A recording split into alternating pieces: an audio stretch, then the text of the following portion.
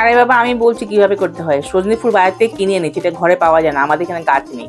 তো পাতাগুলো ভালো করে ধুয়ে পরিষ্কার করে নিয়েছি, নিয়ে 4 চামচ চালের গুঁড়ো, 2 চামচ বেসন গুঁড়ো, লঙ্কা, একটু লঙ্কা গুঁড়ো দিয়েছি, হলুদ গুঁড়ো, আন্দাজের মতো নুন, একটু কালো জিরে ছিটিয়ে দিয়েছি, আর একটু চিনি দিয়েছি সামান্য ব্যালেন্স করার জন্য। এবার সমস্ত উপকরণগুলো ভালো করে মেখে নেবো, জল দেবো না, শুকনো শুকনো করে মাখবো।